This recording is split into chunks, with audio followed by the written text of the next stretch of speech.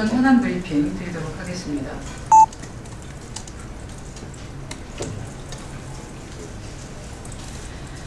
경주에서 있었던 붕괴 사고 관련한 말씀을 드리도록 하겠습니다.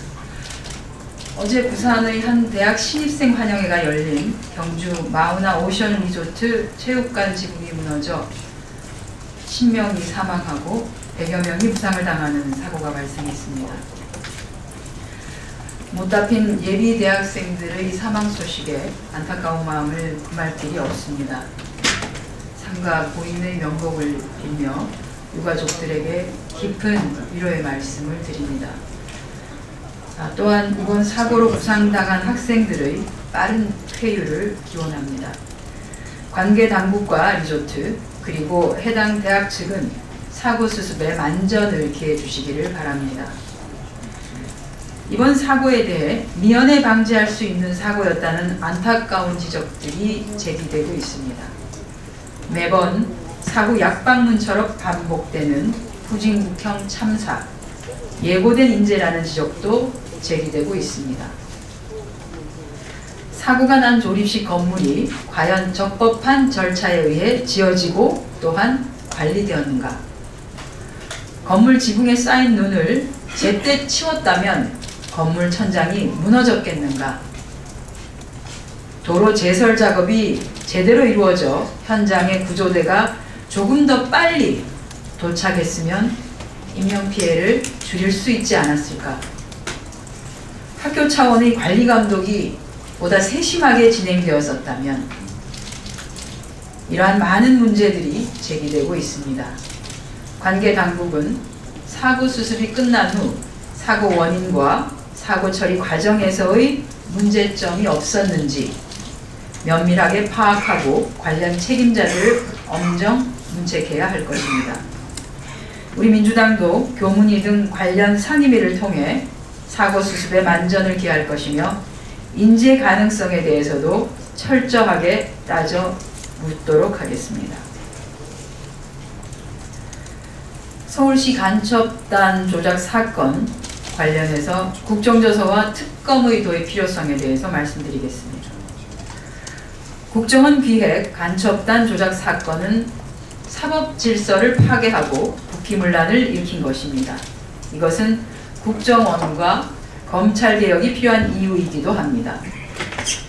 평범한 시민이 하루아침에 간첩이 되는 사법 질서를 근본적으로 파괴한 이번 간첩단 조작 사건의 명명백백한 진상규명을 위해 국정조사와 특검이 진행되어야만 합니다. 하지만 검찰은 국가기관의 간첩 조작 사건에 대한 셀프 조사를 여전히 포기하지 않고 있습니다. 검찰의 가담 의혹이 계속해서 제기되는 상황에서 국민 누구도 셀프 검증으로는 진상이 규명될 수 있을 것이라 기대하지 않습니다. 또한 국민은 검찰이 국정원 관련 사건에 대해 국민이 납득하고 신뢰할 만한 조사를 진행한 적이 없었다는 것도 분명히 기억하고 있습니다. 오히려 검찰이 계속해서 이러한 셀프 검증, 셀프 조사를 유지하겠다는 것은 검찰과 국정원의 유착, 커넥션을 포기하지 않겠다는 선언일 뿐이라고 의심하고 있습니다.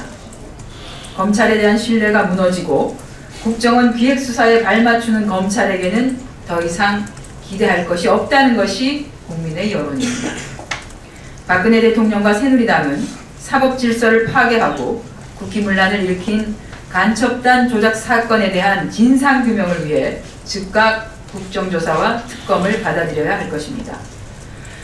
아울러 법무부 장관과 국정원장은 이러한 간첩단 조작 사건에 대해 국민 앞에 사죄하고 사퇴로 책임지는 모습을 보여야 할 것입니다.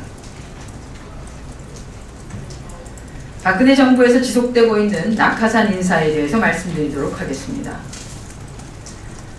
박근혜 정부의 전방위적 낙하산 인사가 끝이 없습니다.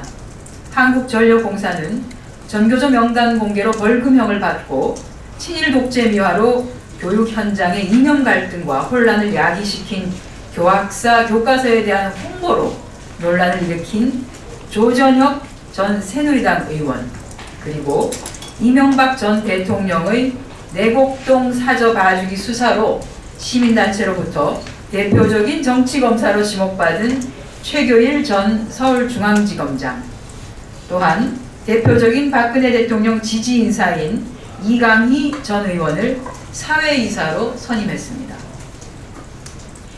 이 세 명은 모두 전력 혹은 에너지 분야의 경력이라고는 전무합니다.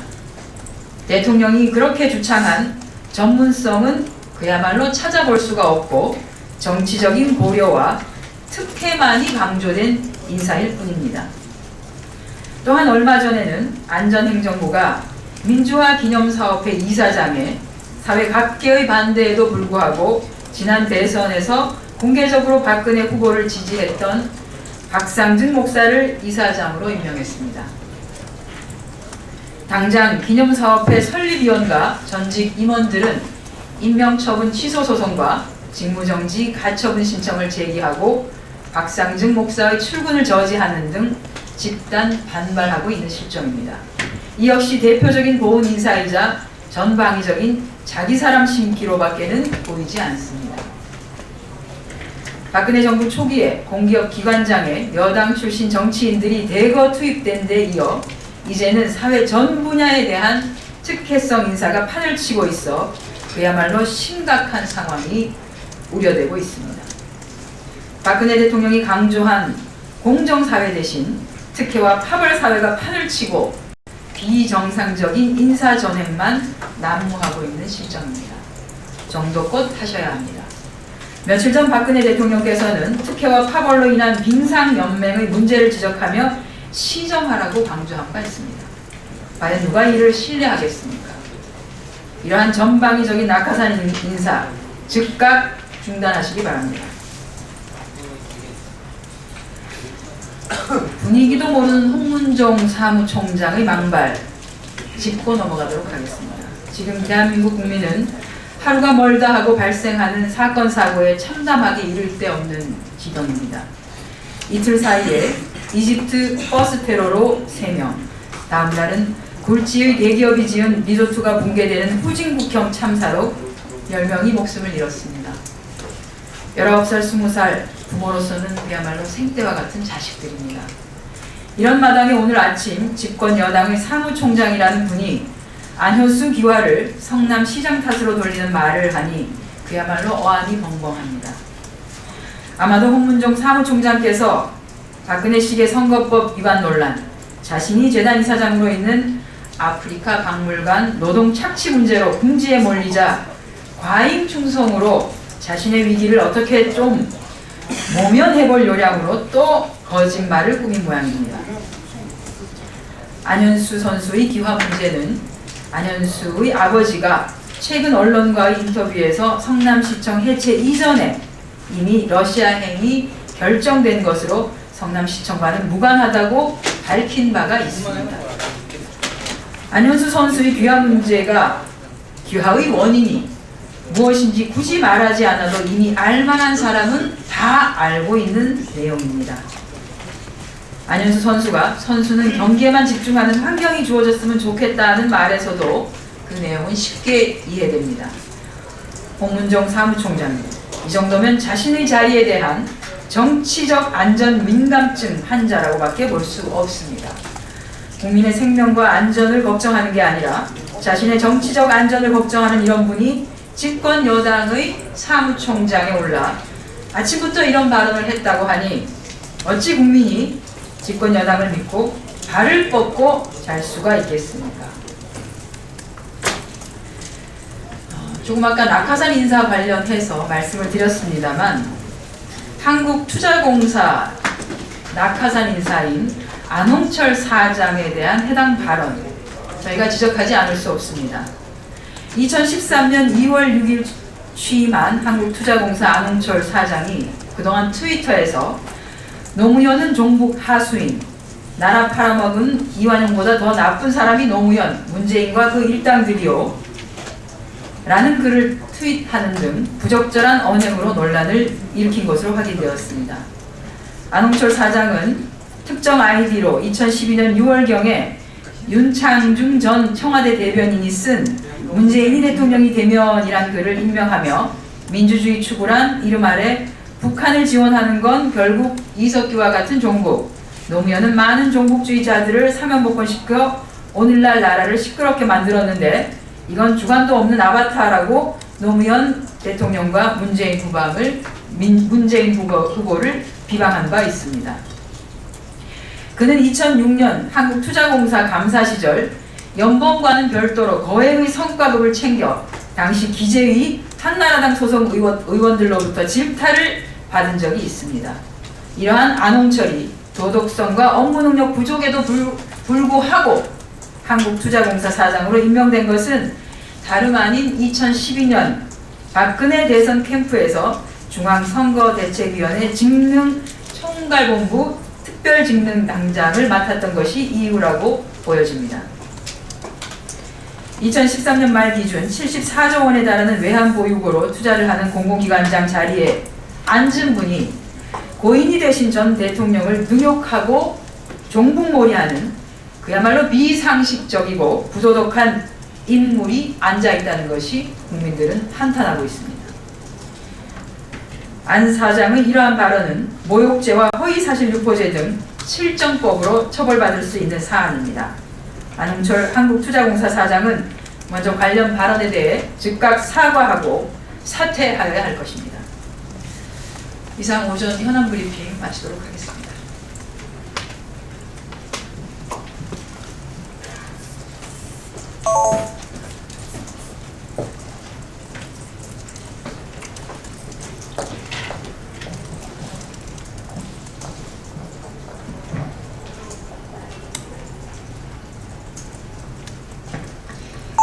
안녕하십니까. 통합진보당 공동대변인 김재현입니다. 종북몰이, 야당 탄압용 위헌 법안들을 즉각 폐기해야 합니다. 오늘 새누리당 윤상현 의원이 대표 발의하여 국회 운영위에 상정된 국회법 개정안과 국회의원 수당 등에 관한 개정안은 박근혜 정권의 대표적인 종북몰이법의 일환일 뿐 아니라 법리적으로도 심각한 문제점을 안고 있어서 통과되는 즉시 헌법재판소에서 위헌 판결을 받을 운명에 놓여있는 법입니다. 청와대 하명을 받아 새누리당 윤상현 의원이 대표 발의한 이 법안들은 그 추진 의도부터가 국회를 색깔 공세의 장으로 전락시키겠다는 저열하기 짝이 없는 종북몰이법입니다. 어제 이석기 의원 내란음모 사건 1심 판결이 나기가 무섭게 새누리당이 밀어붙인 이른바 청와대발 종북몰이법은 국가보안법이나 내란음모로 구속 기소된 국회의원의 권한을 제한하고 해당 국회의원과 보좌진의 수당 지급을 제한한다는 내용입니다. 한때 새누리당은 이 법안들이 국회의원 특권 폐지 차원이라 강변한 적도 있습니다. 그러나 당초 주장대로 국회의원의 특권 폐지를 위한 것이라면 왜 내란이나 국가보안법에만 국한하는 것입니까?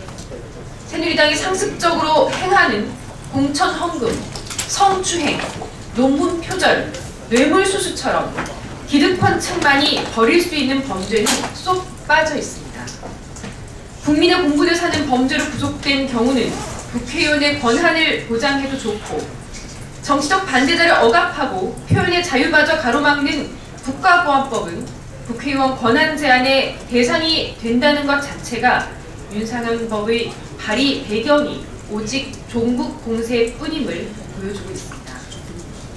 종북 공세에 눈이 멀다 보니 윤상현 법은 내용적으로도 위헌 소지가 다분한 수준 이하의 법이며 국회의 품격과 권위를 스스로 떨어뜨리고 있습니다. 첫째, 윤상현 법은 헌법에서 정한 무죄 추정의 원칙을 정면으로 위반하고 있습니다. 형이 확정되지 않은 이광재 전 강원도지사의 직무를 정지한 당시 지방자치법에 대해 헌법재판소는 지난 2010년 형사 피고인의 유죄 판결이 확정될 때까지는 무죄로 간주해야 한다는 헌법 제27조 제4항이 정한 형사재판의 기본 원칙에 반한다고 판단하였고, 여기에 더해서 공무단임권을 필요 이상으로 제한해 기본권을 침해한다며 헌법 불합치 결정을 내린 바 있습니다. 이제 1심이 끝났을 뿐 형이 확정되지 않은 이석기 의원에 대해 자의적으로 권한을 제한하는 것은 우리 헌법의 정신을 명백히 거스르는 것입니다.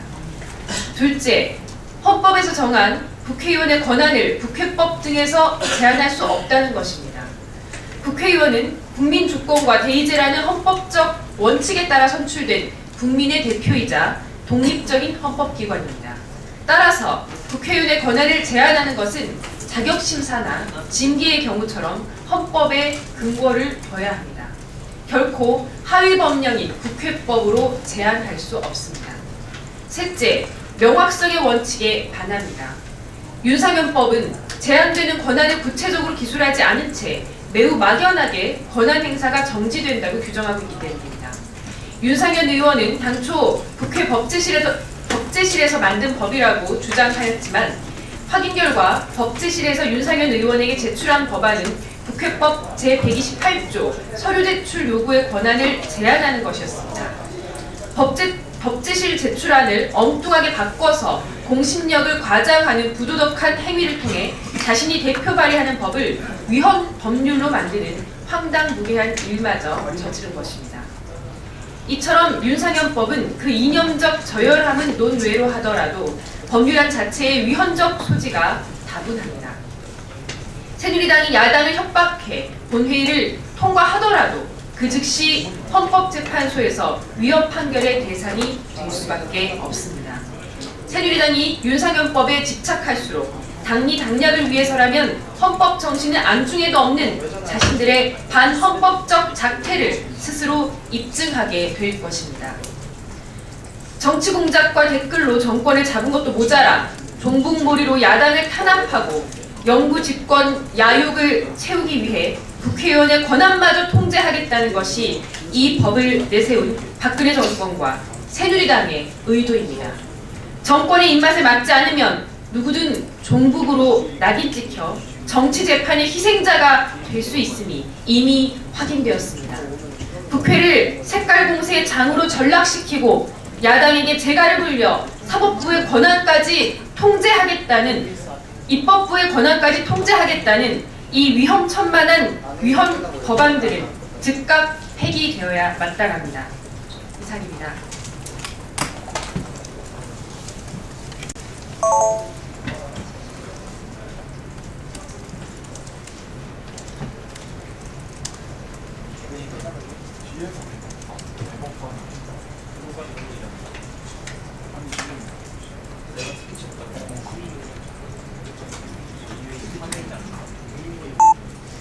통합신고당 대변인 홍성규입니다. 2월 18일 현안 브리핑 드리겠습니다. 두 가지 말씀드립니다. 있어서는 안 될 끔찍한 사고가 났습니다. 부산 외국어대학교 신입생 환영회가 열리던 경주 마우나 오션 리조트 체육관에서 지붕이 무너져 내렸습니다. 대학생 등 10명이 숨지고 무려 100여 명이 부상을 당했습니다. 무엇보다 이제 막 사회에 첫 발을 내디딘 푸르디 푸른 우리 젊은이들에게 닥친 참사라 더욱 안타깝습니다. 희생자의 명복을 빌며 유가족들께도 깊은 위로를 전합니다. 더 이상의 희생이 없도록 부상자들도 조속히 쾌유하시기를 기원드립니다. 잊을만 하면 되풀이되는 전형적인 인재입니다. 관계당국은 철저하게 조사하고 대비책을 마련해서 앞으로는 이런 아픔이 더 이상 없도록 해야 할 것입니다. 두 번째입니다. 이번 소치 동계올림픽에서 러시아 국적으로 금메달과 동메달을 딴 안현수 선수가 연일 화제입니다. 무엇보다 국적을 바꿀 고민까지 했던 안현수 선수 자신이야말로 가장 힘든 시간을 보냈을 것입니다. 동시대를 함께 보낸 우리 모두의 마음이 편치만은 못합니다. 논란의 발단은 며칠 전 박근혜 대통령의 갑작스런 발언으로 촉발되었습니다. 파벌주의, 줄세우기, 심판부정 등 체육계 저변의 부조리와 구조적 난맥상을 거론한 것입니다. 대통령의 말 한마디에 갑자기 새누리당 지도부가 총출동해서 매일같이 체육계 개혁을 부르짖고 있습니다. 그 자체로만 보면 전혀 틀린 말이 아님에도 우리 국민들의 심경이 씁쓸합니다. 한마디로 어이가 없다는 평가입니다. 새누리당이야말로 지방선거를 앞두고 연일 친박이니 비박이니 집안 싸움에 여념이 없습니다. 파벌주의입니다. 강도 높은 공기업 개혁을 외치면서도 정작 낙하산 공천은 어느 정권보다 심하고 심지어 민주화운동 기념사업회까지도 규정까지 어겨가며 친박 인사를 내리꽂고 있습니다. 정교조 명단을 공개하며 뉴라이트에 선봉에 섰던 조전혁 전 새누리당 의원은 한국전력공사 사회이사가 되었습니다. 명백한 줄세우기 아닙니까?